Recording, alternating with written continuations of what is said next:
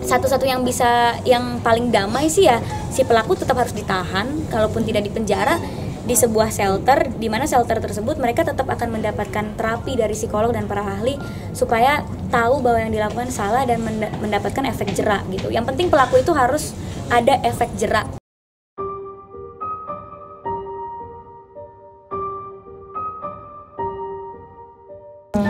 Barusan banget aku habis berhubungan sama UNICEF Indonesia. Aku tanya sama dia bagaimana tanggapannya soal ini dan apa yang bisa aku lakukan untuk kasus ini gitu. Karena menanggapi kasus ini kita nggak bisa emosi juga, nggak bisa marah-marah juga.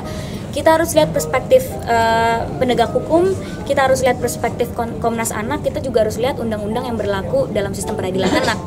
Jadi aku tadi berbicara sama UNICEF, apa yang bisa aku bantu, dan saat ini yang bisa aku bantu menguatkan Audrey, menyadarkan bahwa bully itu salah, dan mendorong pemerintah dan penegak hukum untuk menegakkan undang-undang sistem peradilan anak supaya mendapatkan hukuman yang setimpal. Mungkin kalau bukan hukuman pidana karena masih di bawah umur, tapi adanya teguran tegas terhadap anak tersebut dan orang tua tersebut, karena bisa terjadi hal seperti ini pasti faktor lingkungan dan faktor didik orang tua gitu. Terkait wacana udah deh damai aja menuju pas anak-anak, setuju?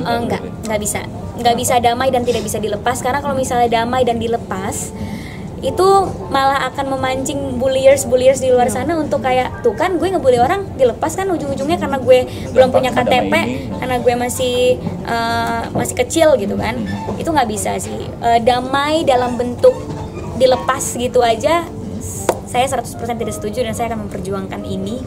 Tapi kalau damai dalam arti si Audrey-nya udah berdamai sama pelakunya, tapi pelakunya tetap mendapatkan balasan yang setimpal dalam arti mendapatkan konsekuensi hukum yang berlaku. Terus misalnya juga kalau misalnya di bawah umur tetap mendapatkan pendidikan tingkat lanjut, di mana si pelaku ini diterapi lah sama psikolog atau para ahli, karena pasti ada yang salah nih dari cara pikir orang ini sampai menyelesaikan masalah dari bully.